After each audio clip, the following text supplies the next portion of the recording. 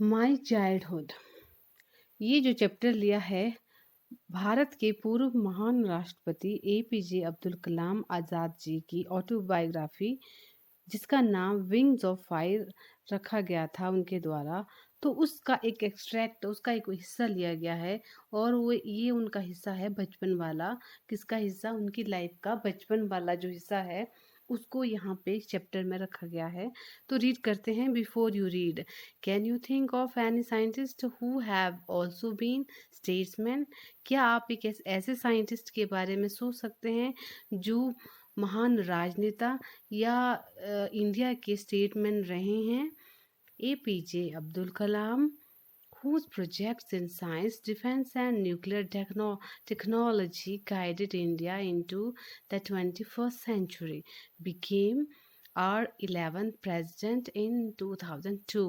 हम बात कर रहे हैं इस चैप्टर में एपीजे अब्दुल कलाम आज़ाद जी की, अबुल पाकीर जैनुलाब्दीन अब्दुल कलाम आज़ाद जी की, जिन्होंने साइंस के क्षेत्र में बहुत बड़े प्रोजेक्ट्स किए, रक्षा के क्षेत्र में भारत के लिए बड़ा योगदान दिया, साथ में जो न्यूक्लियर टेक्नोलॉजी है उससे संबंधित भारत को गाइड किया, दिशा निर्देशित किया या मार्गदर्शन किया, और 21st सेंचुरी में वो 11वें प्रेसिडेंट भारत के 2002 में बने। In his autobiography Wings of Fire, he speaks of his childhood। उन्होंने अपनी ऑटोबायोग्राफी लिखी है। बायोग्राफी होता है जब हम किसी के जीवन के बारे में लिखते हैं, दैट इज़ बायोग्राफी।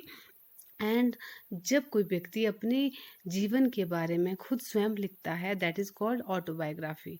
तो कलाम जी ने अपनी ऑटोबायोग्राफी लिखी है जिसको उन्होंने नाम दिया है विंग्स ऑफ फायर। तो उसमें उन्होंने अपने चाइल्डहुड की बात की है। तो इस चैप्टर में उनकी इसी बुक से, इन्हीं की ऑटोबायोग्राफी से ये चैप्टर लिया है और बचपन वाला जो उनका पोर्शन है उसको एक्सप्लेन यहाँ डिस्क्राइब किया है। अब रीड करते हैं। I was born into a middle class family, Tamil family, in the island town of Rameshwaram in the erstwhile Madras state।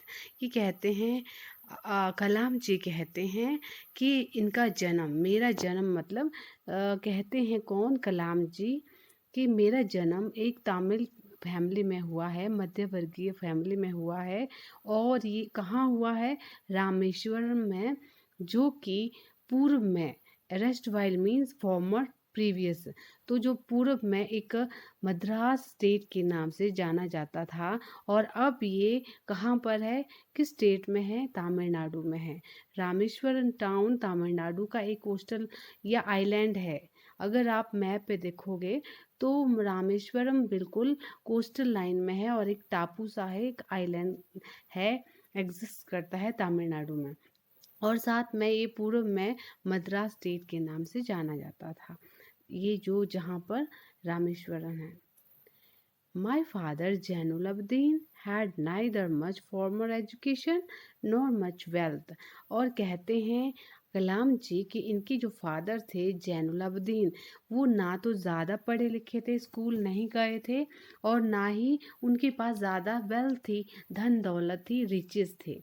Despite these disadvantages, he possessed great innate wisdom and a true generosity of spirit।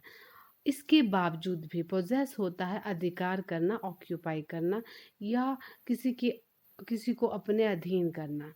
अब यहाँ पे बात करें he possessed great innate wisdom. Innate होता है inborn, जो जन्मजात ही होती है, जब हम जन्म लेते हैं उस टाइम से ही हमारे अंदर जो होता है, that is called inborn innate. Wisdom mean विर्स, बुद्धि। तो कहते हैं कि बेशक ये स्कूल नहीं गए, इनके पास ज़्यादा धन दौलत नहीं थी। जैनुलाब्दीन जो कि अब्दुल कलाम जी के फादर रहे हैं, अब्दुल कलाम जी के फादर रहे हैं, तो कहते हैं कि बेशक वो स्कूल नहीं गए, उसके बावजूद भी वे बहुत ही बुद्धिमान थे, अंदर से ही, पहले से ही इनबॉर्न, नेचुरली ये बहुत बुद्धिमान थे।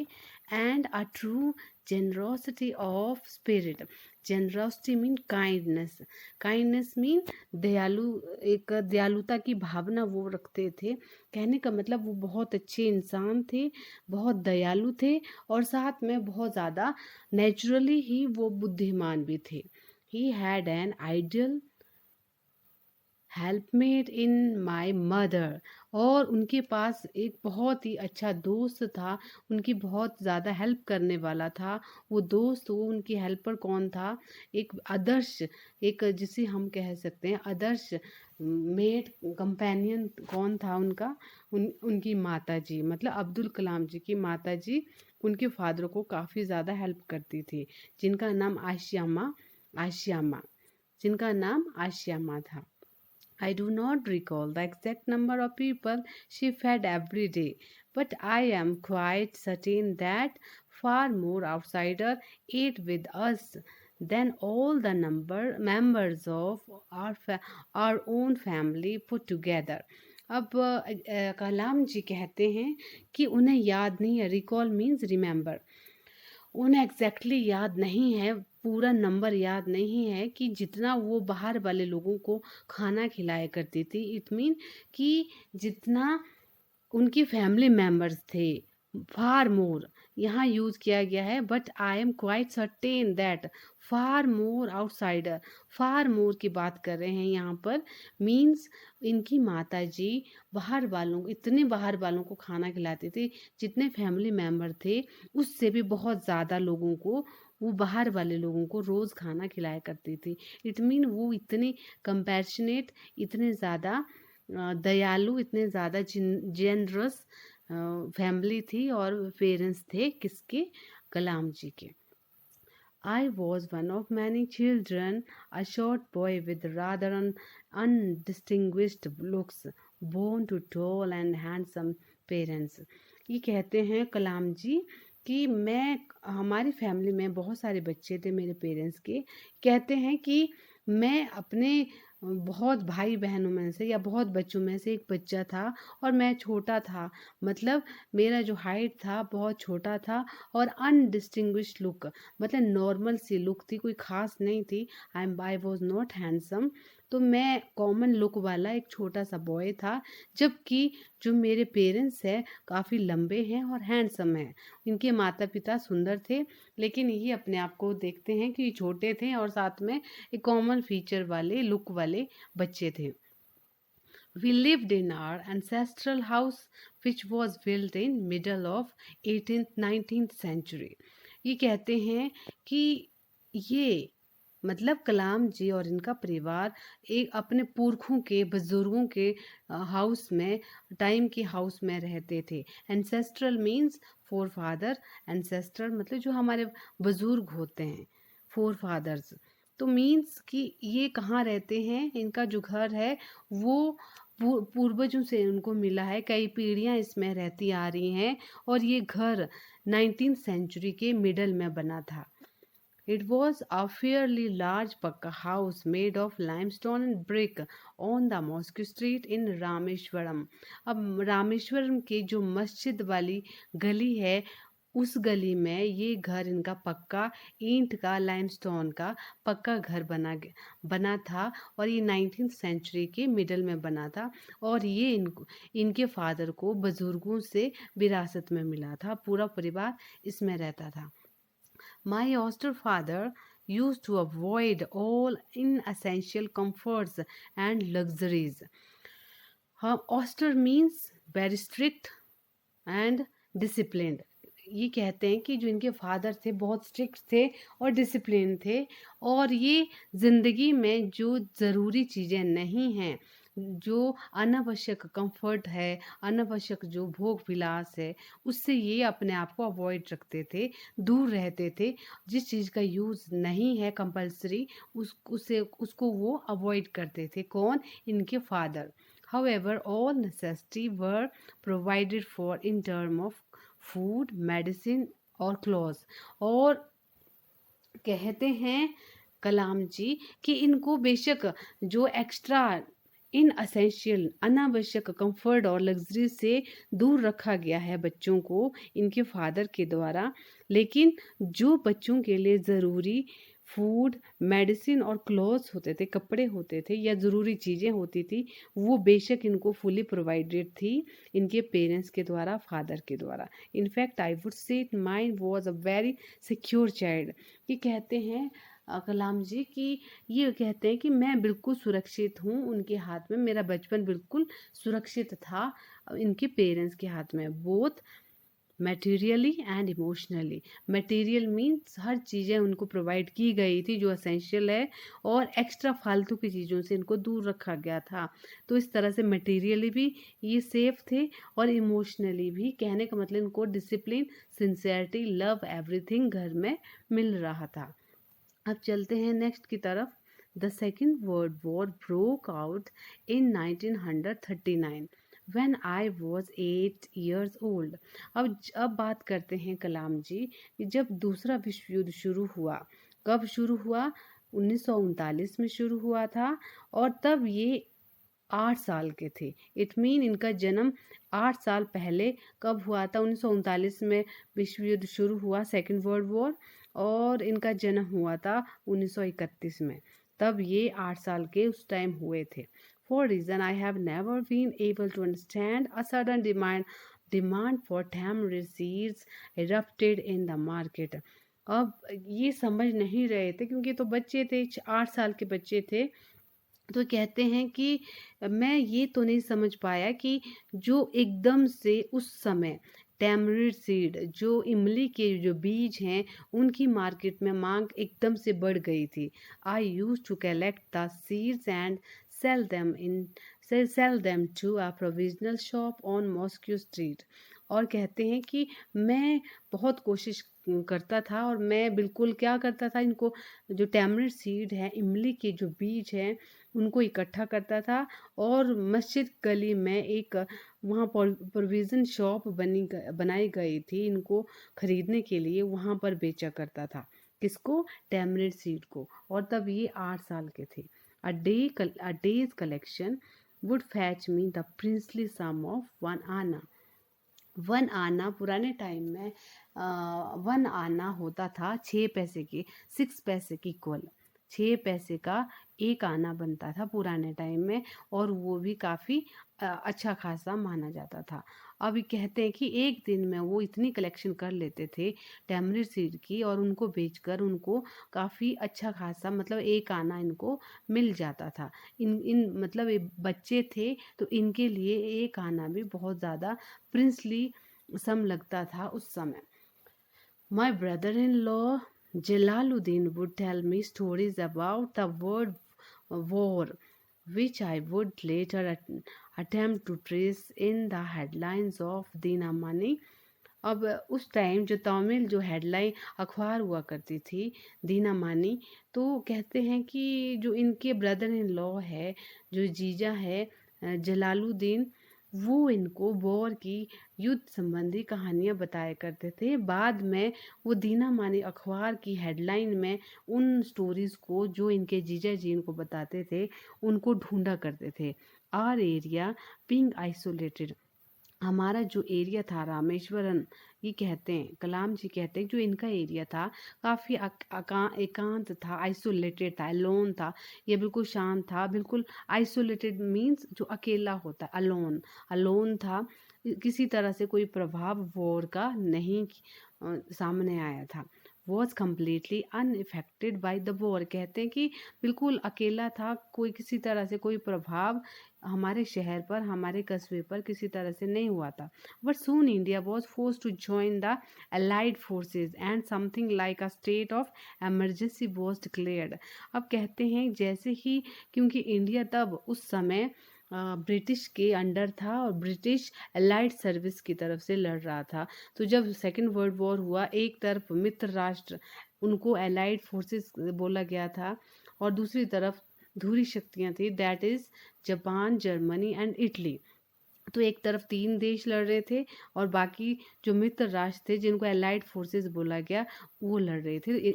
इंग्लैंड भी अलाइड फोर्स का हिस्सा था। तो ज़बरदस्ती बाद में क्या किया गया, ब्रिटिशर ने इंडिया को ज़बरदस्ती युद्ध में धकेला और अलाइड फोर्सेस की तरफ से लड़ने के लिए मजबूर किया। और इस तरह से जैसे ही युद्ध में भारत शामिल हुआ तो पूरे देश के अंदर इमरजेंसी डिक्लेयर कर दी गई। इमरजेंसी वो होता है जब राष्ट्रपति शासन लागू होता है, सेंट्रल की गवर्नमेंट पूरे देश पर अपना अधिकार तो नहीं कह सकते हैं, शासन चलाती है। तो अब बोलते हैं कि जब इमरजेंसी होती है तो जो नागरिकों के जो अधिकार होते हैं उनको कर्टेल किया जाता है, उनको ख़त्म किया जाता है और पूरा का पूरा जो रूल होता है, पूरा का पूरा सिस्टम आर्मी के या मार्शल लॉ लागू हो जाता है। तो उस तरह से जैसे ही युद्ध शुरू होता है किसी भी देश में, तो उस देश में उस समय इमरजेंसी डिक्लेयर की जाती है।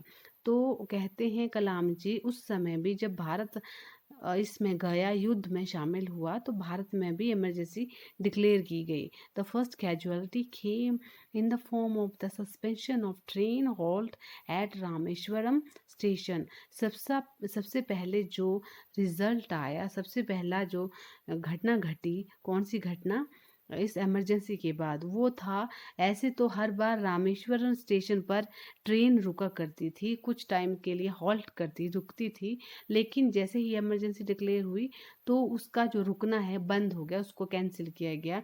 इसके बाद इमरजेंसी के बाद रामेश्वर स्टेशन पर कोई ट्रेन नहीं रुकती थी। The newspaper now had to be bundled and thrown out from the moving train on the Rameshwaram road between Rameshwaram and धनसकोडी और रामेश्वर के बीच में जो रोड था, उस रोड पर रामेश्वर में जब ट्रेन पहुंचती थी तो अखबारों के बंडल बनाकर बाहर को फेंके जाते थे चलती ट्रेन से। That force my cousin Shamsuddin who distributed newspaper in Rameshwaram to look for a helping hand to catch the bundles, and if naturally I filled the slot. कहते हैं कलाम जी कहते हैं कि जो इनके कज़न थे, इनके चचेरे भाई शमसुद्दीन थे, वो उस समय अखबारों को बांटने का काम करते थे, न्यूज़पेपर डिस्ट्रीब्यूट करते थे पूरे रामेश्वरम में। तो इनको अब चलती ट्रेन से जो बंडल फेंके जा रहे थे उनको पकड़ने के लिए किसी हेल्प की ज़रूरत थी, तो इसीलिए उन्होंने कलाम जी को कह दिया बंडल को पकड़ने के लिए। तो कहते हैं आई फिर द स्लॉट, कलाम जी कहते हैं कि उन्होंने ये काम बखूबी किया, बिल्कुल अच्छे से ये अपनी ड्यूटी की।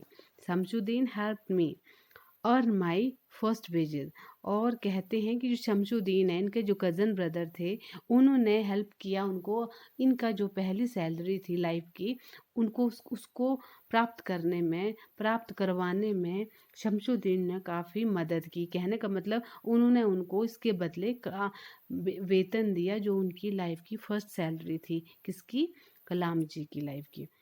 Half a century later, I can still feel the surge of pride in earning my own money for the first time. ये कहते हैं half a century, century means 100 year, half a century means 50 year, 50 साल के बाद भी कलाम जी याद करते हैं कि अपने पैसे की खुद पहली कमाई, पहली जो वेतन होता है उसको प्राप्त करने में कितना गर्व महसूस होता है, उस गर्व को वो 50 साल के बाद भी फील करते हैं। कौन, कलाम जी, जब उन्होंने अपनी पहली सैलरी शमसुद्दीन अपने कज़न से ली थी, किसके बदले, अखबार के बंडल को रिसीव करने के बदले चलती ट्रेन से। Okay. Every child is born with some inherited characteristics into a specific socio-economic and emotional environment and trained in certain way by figures of authority. I inherited honesty and self-discipline from my father. From my mother, I inherited faith in goodness and deep kindness, and so did my 3 brothers and sisters.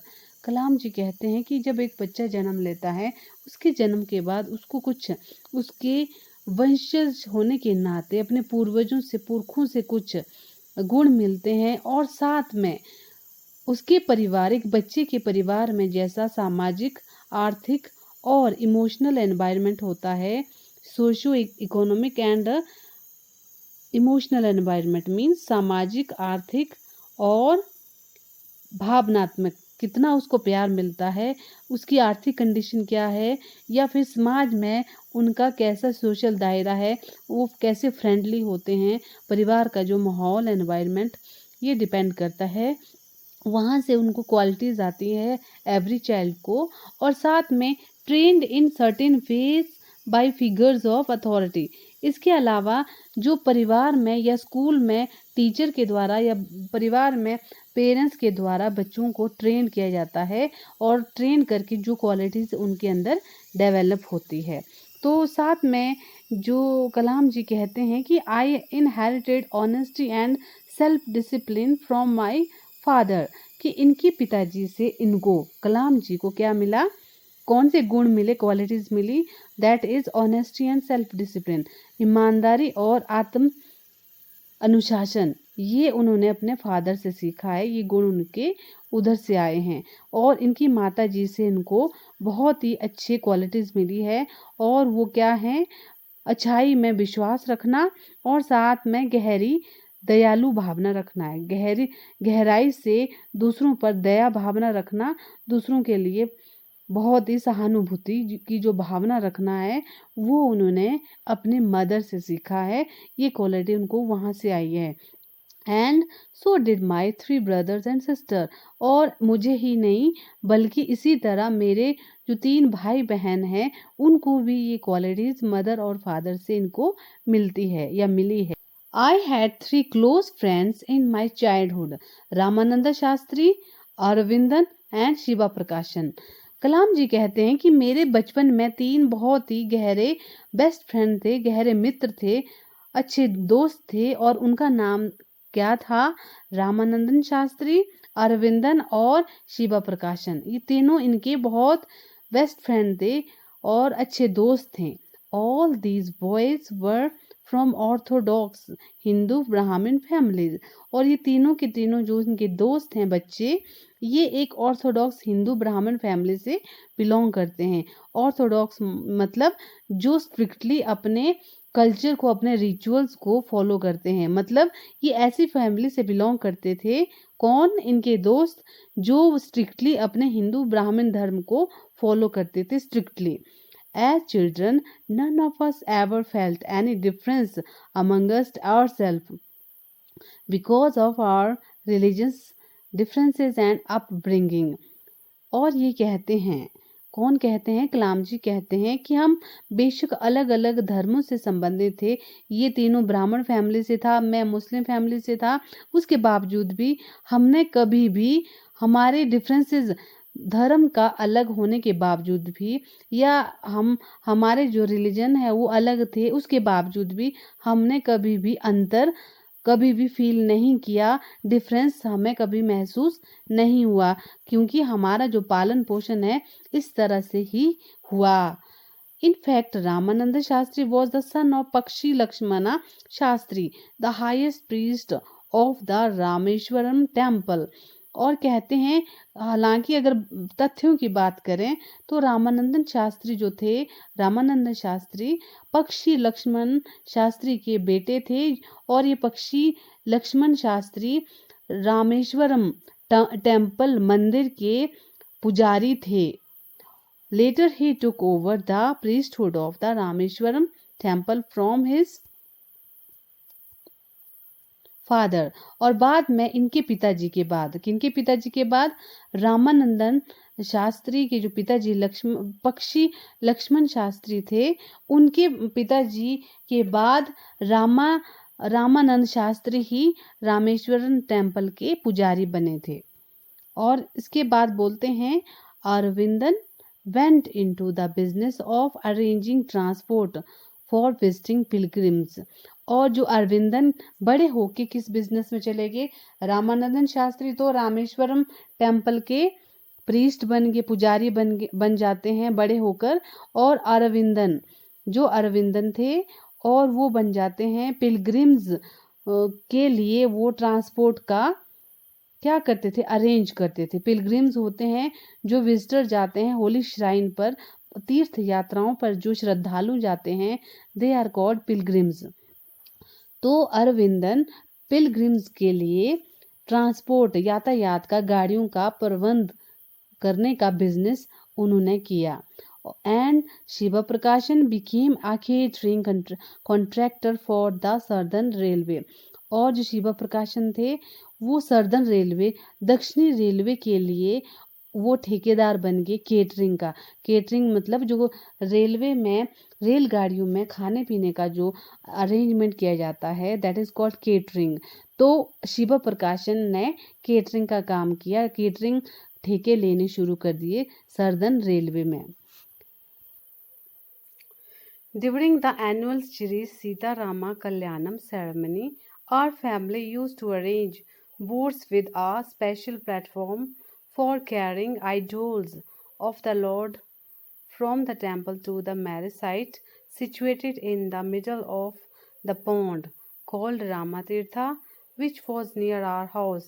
Events from the Ramayana and from the life of the prophet were the bedtime stories my mother and my grandmother would tell the children in our family. अब इसके word meaning करते हैं। पहले कल्याणम, कल्याणम यहाँ पर south India में, दक्षिणी भारत में जो मैरिज सेरेमनी होती है, शादी का जो समारोह होता है, दैट इज कॉल्ड कल्याणम। किसी की शादी करवाना या किसी का शादी का जो फंक्शन है, that is Kalyanam in South India. Idol, idol होता है मूर्ति, स्टैचू, भगवान की मूर्ति, idol of lord. Profit, profit होता है जो अवतार पुरुष होते हैं, जैसे श्री राम जी, श्री कृष्ण जी, या क्रिश्चियन में ईसा मसीह जी, या मुस्लिम में मोहम्मद पैगंबर जी। तो इस तरह से जितने भी जो मुस्लिम के जो अवतार रहे हैं, प्रॉफिट मोहम्मद पैगंबर जी, उनकी बात यहाँ पे की गई है। अब समझते हैं इसका ट्रांसलेशन।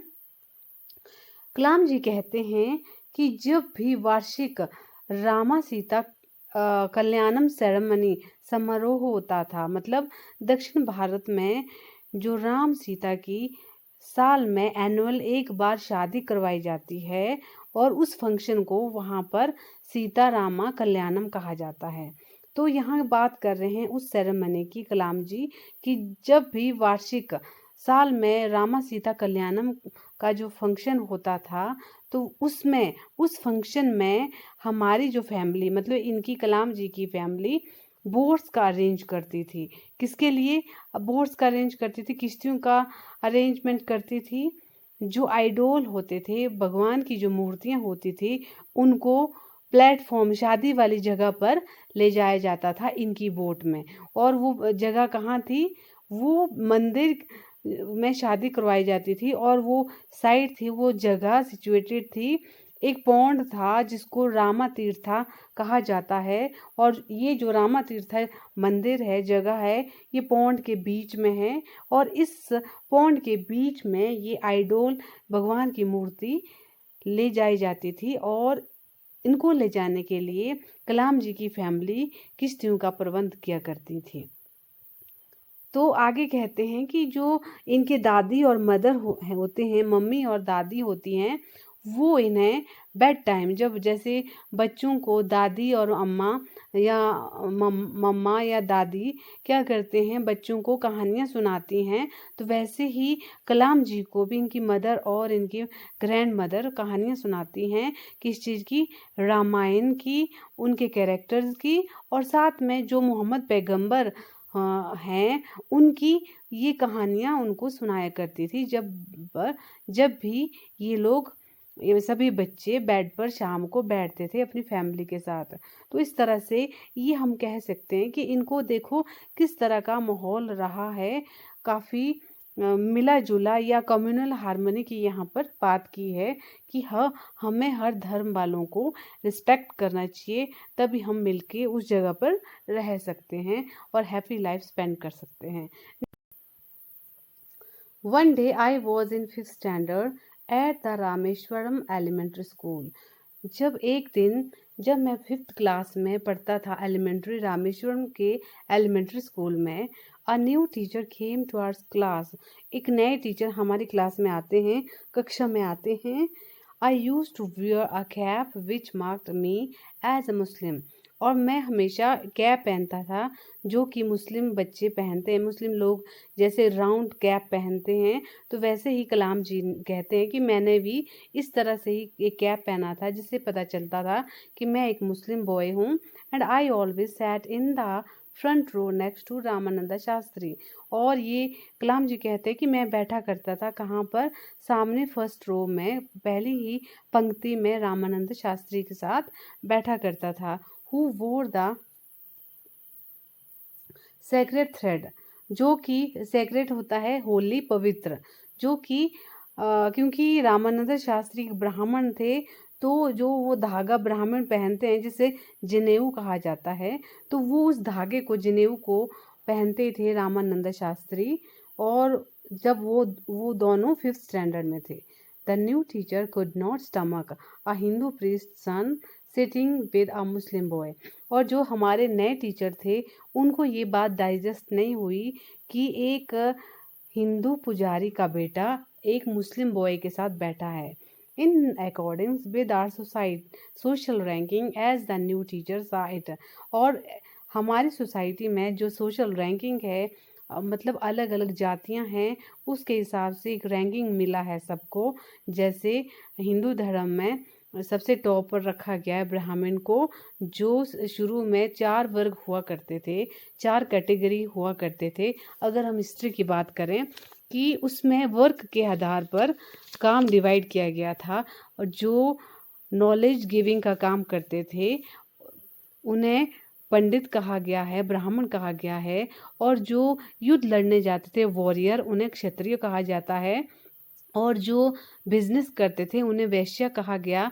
और जो दूसरे वर्ग होता था, जो दूसरे काम करते थे, किसान या इस तरह से जितने भी दूसरे वर्कर्स हुआ करते थे, उन्हें शूद्र कहा गया। तो इस तरह से एक रैंकिंग मिली है, सबसे टॉप में ब्राह्मण को रैंकिंग मिली है। तो उसके अकॉर्डिंग, टीचर के अनुसार, जो उनका नया अध्यापक था उनके हिसाब से, जो उनकी यहाँ की सोशल रैंकिंग के हिसाब से उन्होंने इस चीज़ को देखा कि एक ब्राह्मण पुत्र के साथ, ब्राह्मण के बेटे के साथ एक मुस्लिम बॉय बैठा है। I was asked to go and sit on the back bench. और उसी समय टीचर ने मुझे पूछा और मुझे खड़ा करके पीछे वाले बेंच पर जाने के लिए कहा। I felt very sad. उन्हें बहुत बुरा लगा। किन्हें बुरा लगा? जो कलाम जी हैं, ये कहते हैं कि मुझे बहुत बुरा लगा, मैं बहुत उदास हो गया। So did Ramanand Shastri. और रामानंद शास्त्री को भी ऐसा ही फील हुआ, वो उदास हो गए। उनके दोस्त रामानंद शास्त्री भी ऐसा ही फील करने लगे। He looked utterly downcast as I shifted to my seat in the last row. और वो बुदबुदाने लगे और सिर नीचे करने लगे जैसे ही मैं पीछे की सीट में शिफ्ट होने लगा। The image of him beeping when I shifted to the last row left a lasting impression on me। और जैसे ही मैं पीछे वाली सीट में शिफ्ट हो रहा था, तो वो कौन, इनका जो दोस्त रामानंद शास्त्री थे, वो उनकी जो रोने वाली कंडीशन थी उस समय, तो जब वो लास्ट वाली सीट में जा रहे थे, ये जो इम्प्रेशन कलाम जी पर पड़ा, ये हमेशा के लिए पड़ा कि इनका दोस्त किस तरह से रो रहा था जब ये पीछे की सीट की तरफ शिफ्ट कर रहे थे। तो उनको बहुत दुख हुआ था दोनों को। आगे रीड करते हैं। After school we went home and told our respective parents about the incident. और जैसे ही हम स्कूल से घर जाते हैं, दोनों कलाम जी भी और उनके दोस्त रामानंद शास्त्री भी, जैसे ही वो घर जाते हैं तो उन्होंने रिस्पेक्टिव पेरेंट्स मतलब अपने अपने पेरेंट्स को, अपने अपने माँ बाप को ये घटना सुना दी कि टीचर ने आज स्कूल में क्या किया, या क्या घटना उनके साथ घटी। Lakshmana Shastri summoned the teacher and in our presence told the teacher that he should not spread the poison of social inequality and communal intolerance in the mind of innocent children. और उसी समय जो लक्ष्मण शास्त्री थे, टीचर को बुलाया गया किसके द्वारा? लक्ष्मण शास्त्री के द्वारा। समन मीन होता है बुलाना, समन टू कॉल, बुलाना, किसी को बुलाना। इनइक्वालिटी होता है नॉट इक्वल। कम्युनल होता है जब लोग आपस में लड़ते हैं, झगड़ते हैं on the base of religion. Fights are there on the base of religion and caste. जब धर्म और जाति के आधार पर लोग आपस में लड़ते हैं, एक दूसरे को टॉलरेट नहीं करते हैं, दैट इज कॉल्ड कम्युनलिज्म।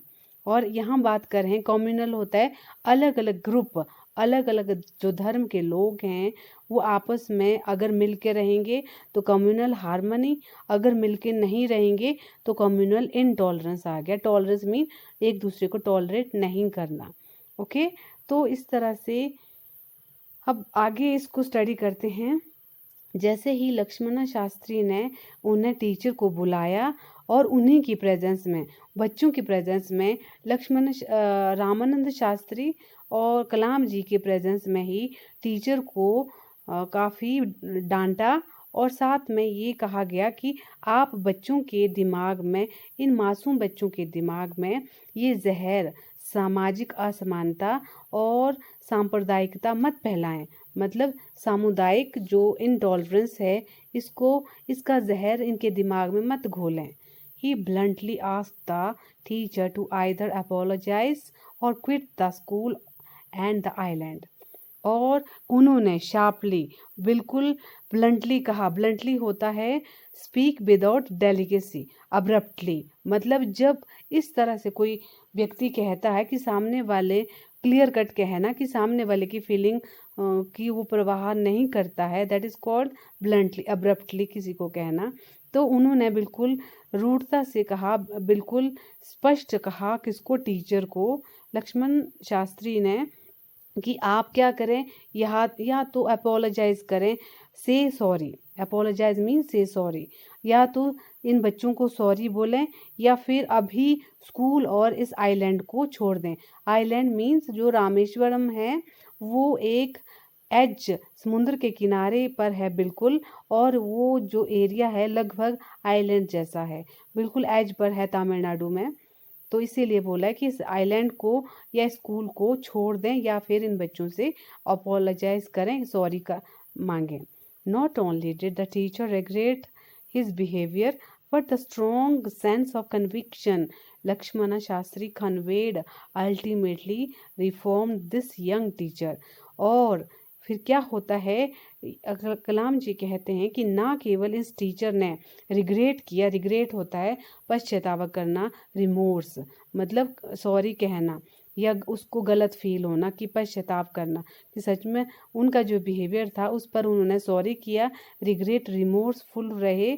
और इतना ही नहीं हुआ बल्कि जो कन्विक्शन होता, बिलीफ, ओपिनियन या आइडियल।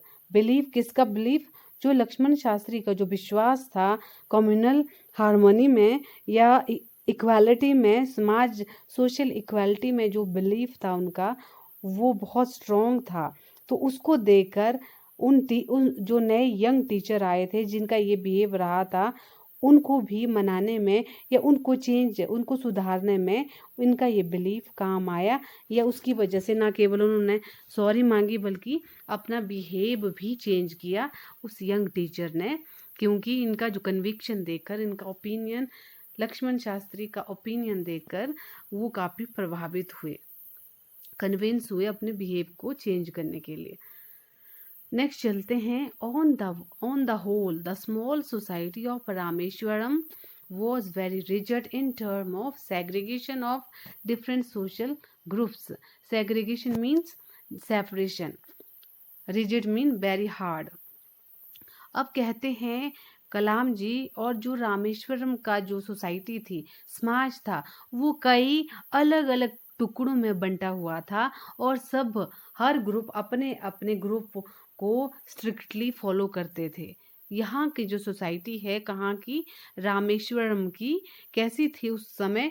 सेग्रीगेशन था डिफरेंट ग्रुप में, ग्रुप में बंटे हुए थे, अलग अलग ग्रुप में कह लो या धर्म में कह लो, लेकिन सभी अपने अपने धर्म को रिजिडली, कठोरता से, स्ट्रिक्टली अपने नॉर्म्स, अपने रिचुअल को फॉलो करते थे. हाउएवर माई साइंस टीचर शिवा सुब्रमण्या अय्यर, दो एन ऑर्थोडॉक्स ब्राह्मण with a very conservative wife, was something of a rebel. अब कहती हैं, ये कलाम जी कहते हैं कि हालांकि जो मेरे science teacher mister Shiva Subramaniam Iyer थे, वो एक ब्राह्मण ऑर्थोडॉक्स फैमिली से बिलोंग करते थे. ऑर्थोडॉक्स मीन्स, वो पहले भी हम कर चुके हैं, very rigid, strict on the base of ritual and custom, अपने रीति रिवाजों को मानने के लिए जो बहुत ही स्ट्रिक्ट होते हैं, बिल्कुल फॉलो स्ट्रिक्टली अपने रिवाज को, अपने कल्चर को फॉलो करते हैं. तो ये भी एक ऑर्थोडॉक्स ब्राह्मण फैमिली से इनके टीचर शिवा सुब्रमण्यम अय्यर हैं.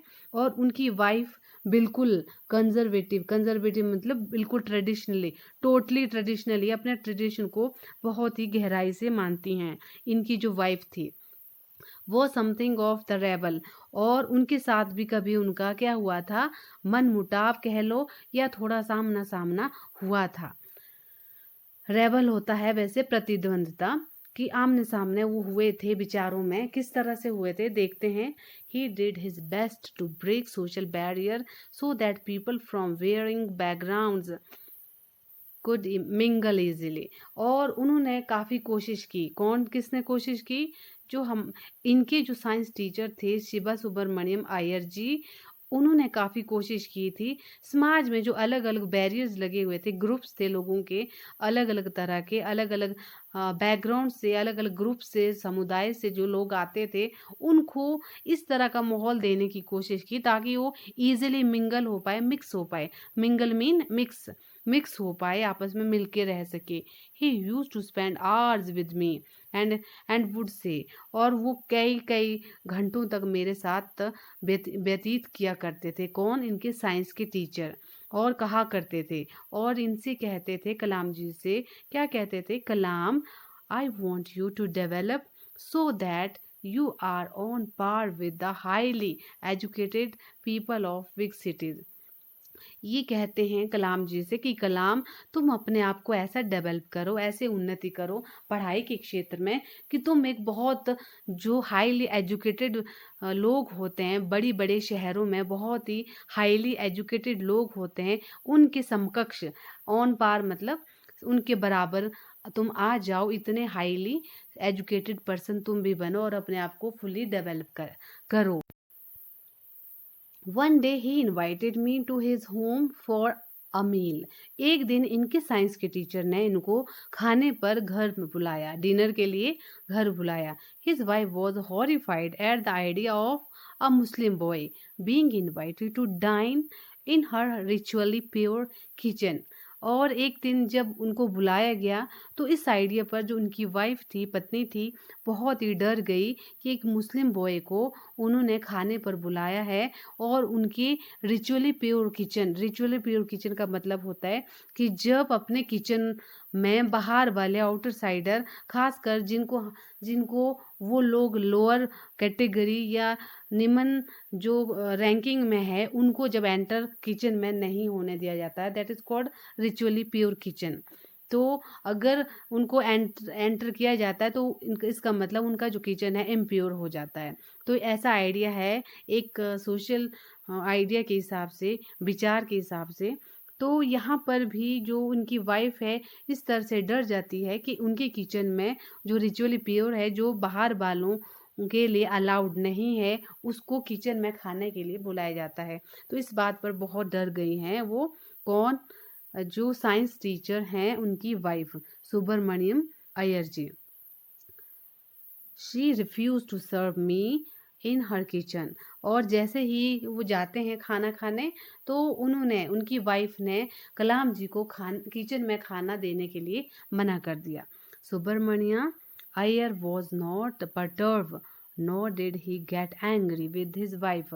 और जो सुब्रमण्यम अय्यर जी थे, साइंस टीचर थे, वो perturbed मीन्स अनोय, वैक्स, डिसमे, वो निराश या नाराज अपनी वाइफ से नहीं हुए। परटर्ब मीन्स अनोय, नाराज हो जाना, वैक्स या डिसमे कि निराश हो जाना। वो ना ही एंग्री हुए, ना ही उदास हुए, ना ही दुखी हुए और ना ही गुस्सा किया उन्होंने अपनी वाइफ पर। But instead serve me with his own hands and sat down beside me to eat his meal। और ना केवल उन्होंने उनसे नाराज नहीं हुए, बल्कि इसकी जगह पर किन्होंने इनके साइंस टीचर ने खुद अपने हाथों से मुझे खाना खिलाया। कलाम जी को उन्होंने अपने हाथों से खाना खिलाया और अपना खाना भी साथ में बाद में खाने इकट्ठे बैठ के खाने लगे। His wife watched us from behind the kitchen door. उनकी जो वाइफ है वो भी किचन डोर से पीछे इनको देखने लगे। I wondered whether she had observed any difference in the way I ate rice, drank water and clean the floor after the meal. और मैं हैरान हुआ कि वो देख रही थी, ऑब्जर्व कर रही थी कि वहाँ कि मेरे खाने में, पानी पीने में या पानी खाने के बाद फर्श को साफ करने में किसी तरह का अंतर नहीं था। सेम वैसा ही था जैसे वो लोग करते हैं। When I was leaving his house, Subramaniam Iyer invited me to join him for dinner again the next weekend। और इसके बाद सुब्रमण्यम अय्यर जी ने फिर से इनवाइट किया कलाम जी को कि डिनर के लिए आप अगले वीकेंड मतलब शनिवार को आप फिर से आना। Observing my hesitation he told me not to get upset. और उन्होंने ऑब्जर्व किया कि मैं हेजिटेशन फील कर रहा हूँ, हिचकिचा रहा हूँ अगले डिनर के लिए आने के लिए उनके घर। तो ये उन्होंने देखा तो उन्होंने कहा कि अपसेट मत हो या उदास मत होना सेइंग। और उन्होंने ये कहा, क्या कहा, once you decide to change the system such a problem have to be confronted mean to face, सामना करना। उन्होंने कहा कि अगर आपको सिस्टम में बदलाव लाना है तो आपको कई समस्याओं का भी सामना करना पड़ेगा। When I visited his house the next week, और जब अगले हफ्ते वो फिर से उनके घर, साइंस टीचर के घर खाना खाने गए, Subramanya Iyer's wife took me inside her kitchen and served me food with his own hands। और अगले बार जब वो गए, साइंस टीचर की वाइफ ने, सुब्रमण्यम अय्यर जी की वाइफ ने खुद कलाम जी को किचन के अंदर ले गया और खुद वो अपने हाथों से उन्हें खाना खिलाने लगी। Then the second world war was over. और इसके बाद क्या होता है कि सेकेंड वर्ल्ड वॉर ख़त्म हो जाता है। कब हुआ ख़त्म? 1945 में। अब 1945 की बात कर रहे हैं कलाम जी। 1945 में वो वर्ल्ड वॉर ख़त्म हो गया। India's freedom was imminent. और इमिनेंट मीन्स फोर्थकमिंग या पॉसिबल या प्रोबेबली, कि अब जो इंडिया की फ्रीडम थी, क्योंकि 1947 में इंडिया आज़ाद हुआ, लेकिन जैसे ही वर्ल्ड वॉर ख़त्म हुआ, वो विश्व युद्ध ख़त्म होने के बाद इंग्लैंड की कंडीशन अच्छी नहीं रही, जिससे वो कमज़ोर पड़ गया। और भारत में भी जो क्विट इंडिया मूवमेंट या दूसरे जो आंदोलन थे, या लोगों का गुस्सा बढ़ता ही जा रहा था, आंदोलन स्ट्रांग हो रहे थे, लोग चाह रहे थे कि हम अपने देश को आज़ाद करें, तो काफ़ी प्रयास हो रहे थे, नेशनलिज्म काफ़ी बढ़ गया था। और वर्ल्ड लेवल में अगर ब्रिटेन की बात करें, ब्रिटेन भी युद्ध की वजह से काफ़ी कमज़ोर कंडीशन में आ गया था। तो इस वजह से बाद में अंग्रेज़ों ने डिसाइड किया कि हम इंडिया को आज़ाद कर देते हैं। तभी बात कर रहे हैं कि सेकेंड वर्ल्ड वॉर के बाद इंडिया की जो फ्रीडम थी, अब वो आने वाले टाइम में निश्चित हो गई थी। Indian will build their own India, declared Gandhi ji. अब गांधी जी ने डिसाइड कर दिया था, डिक्लेयर कर दिया था कि हम अपना भारत खुद बनाएंगे, भारत खुद आज़ाद होकर अपने देश को डेवलप करेंगे। The whole country was filled with the unprecedented optimism. Unprecedented means fantastic, unparalleled. तो ये बात कर रहे हैं कि अब the whole country was filled with unprecedented optimism. अब पूरे देश में एक मतलब फैंटेस्टिक ऑप्टिमिज्म, मतलब एक शानदार आशावादी भावना या लहर पूरे इंडिया में दौड़ गई थी कि हम अपने देश को आज़ाद करेंगे। खुशी की लहर, एक आशावादी होपफुलनेस आ गया था पूरे इंडिया में और सब खुश थे। I asked my father for permission to leave Rameswaram and study at the district headquarter in Ramanathapuram. अब जैसे ही फिर उसके बाद मैंने अपने फादर से परमिशन लिया कि मैं रामेश्वरम छोड़ रहा हूँ और हाई स्टडी के लिए डिस्ट्रिक्ट हेडक्वार्टर रामानाथपुरम जा रहा हूँ। और रामानाथपुरम वो जा रहे हैं अब, क्यों? ताकि वो हायर स्टैंडर्ड की, हायर लेवल की स्टडीज़ को कैरी ऑन रख सके, कंटिन्यू रख सके। He told me as if thinking aloud, Abul, I know you have to go away to grow. Does the seagull not fly across the sun, alone and without a nest? He quoted Khalil Gibran to my hesitant mother. Your children are not your children. They are the sons and daughters of life's longing for itself. They come through you, but not from you. You may give them your love but not your thought, for they have their own thoughts। अब यहाँ पे कलाम जी कहते हैं कि उनके जो पिताजी जब वो बाहर जा रहे थे, कहाँ, डिस्ट्रिक्ट हेडक्वार्टर, आगे की हायर फर्दर स्टडी के लिए जा रहे थे, तो उनके फादर ने कहा बिल्कुल सोचते हुए कि अबुल देखो, तुम बाहर जा रहे हो अपनी उन्नति के लिए, अपने आप को ग्रो करने के लिए।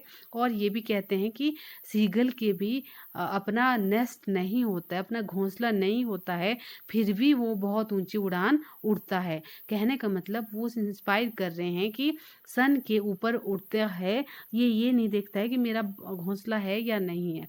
मतलब ऊंचा उड़ने के लिए, अपनी तरक्की के लिए, डेवलपिंग के लिए वो इनके पिताजी कलाम जी को इंस्पायर करते हैं। और क्योंकि इनकी माता जी, कलाम जी की माता जी क्या कर रही थी, हेजिटेंट कर रही थी, हिचकिचा रही थी उनको बाहर भेजते हुए एज ए मदर, तो उनको समझाते हुए भी कलाम जी के पिताजी ने उनको समझाते हुए खलील जिब्रान की कोटेशन बताई थी कि खलील जिब्रान जी की क्या कोटेशन थी कि वो कहते हैं कि आपके your children are not your children, कि आपके बच्चे आपके नहीं हैं माँ बाप के लिए।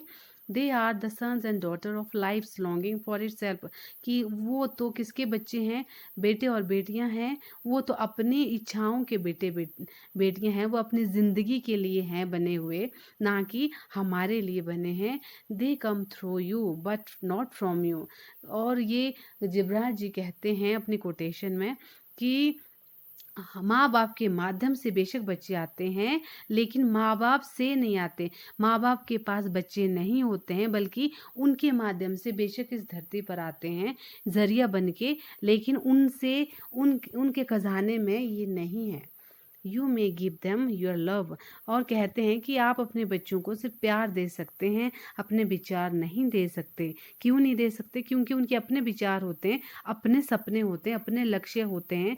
तो हम अपने सपने या अपने थॉट्स को, अपने विचारों को उनके ऊपर थोप नहीं सकते हैं, बल्कि उनको उनके विचारों पर छोड़ना चाहिए, उनके सपने, उनके थॉट्स के लिए छोड़ना चाहिए, गोल्स के लिए छोड़ना चाहिए। ये सब कुछ समझाते हुए कलाम जी के फादर ने उनकी हेजिटेंट मदर को समझाया और वो फिर उसके बाद फर्दर स्टडी के लिए चले गए। तो this was the extract from wings of fire, जो कलाम जी की जो ऑटोबायोग्राफी है विंग्स ऑफ फायर से एक हिस्सा लिया गया है, इनकी चाइल्डहुड वाला। That was the chapter. Thank you.